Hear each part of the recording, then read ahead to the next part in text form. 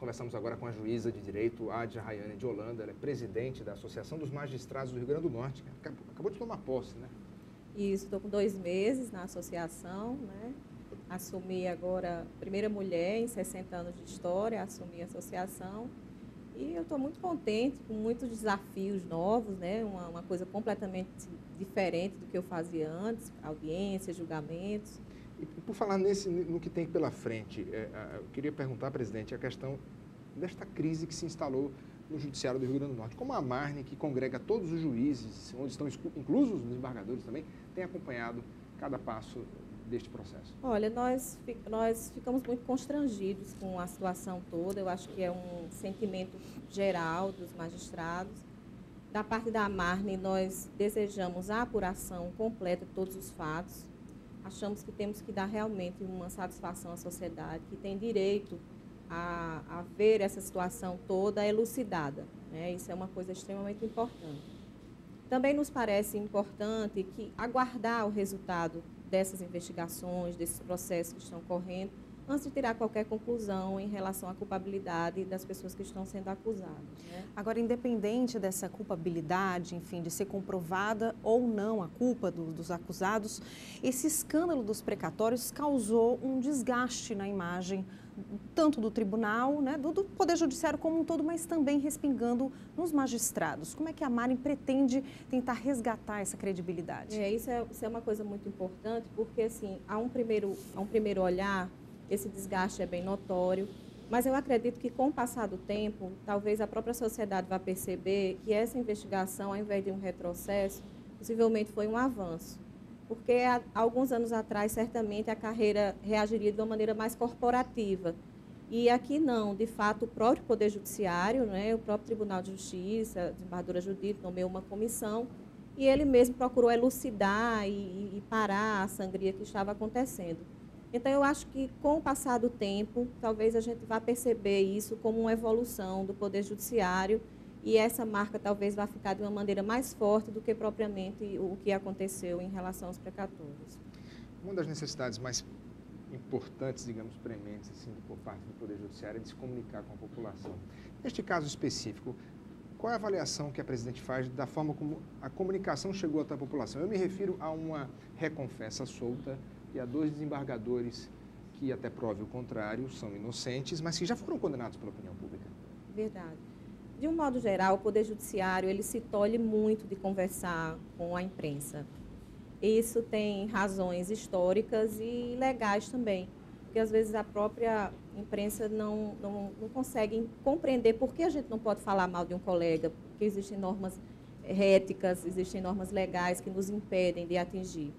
Mas eu acho que, assim, nenhuma autoridade pode se considerar democrática sem estar disponível para a imprensa.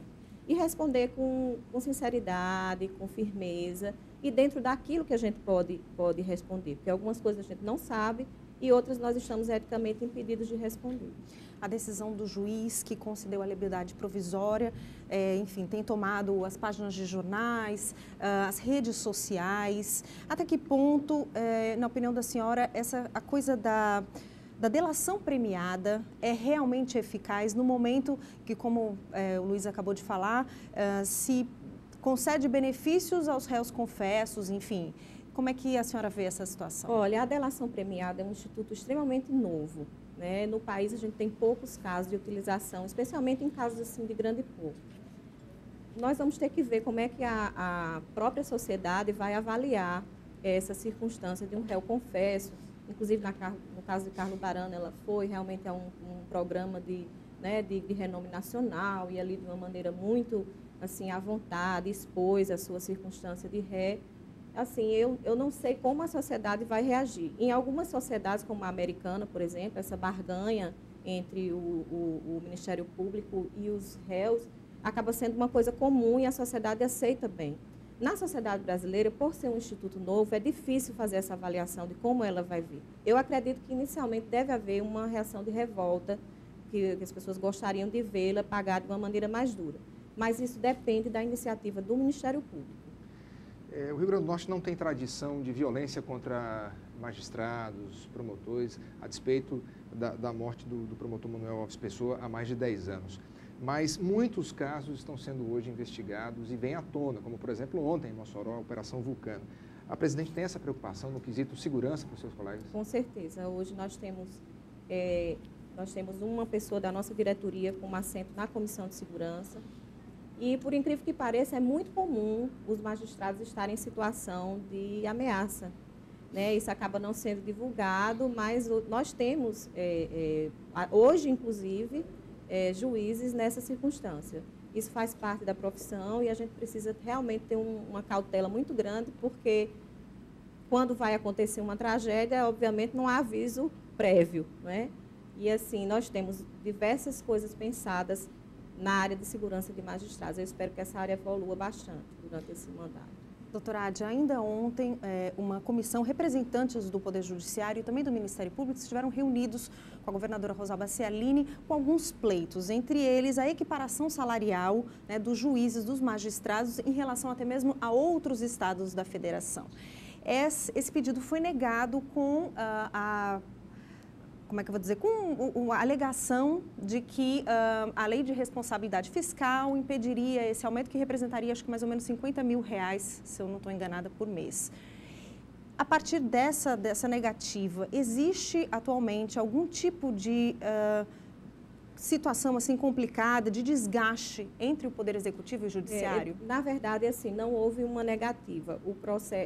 Essa legislação que a gente chama Lei de Redução de Diferença de Entrância, que é uma parametrização entre as justiças do país inteiro, incluindo também o Ministério Público, ela está sob avaliação técnica. Ela vai passar por uma avaliação técnica, aliás, passou na data de ontem, e nós teremos, em data próxima, uma nova reunião com a governadora.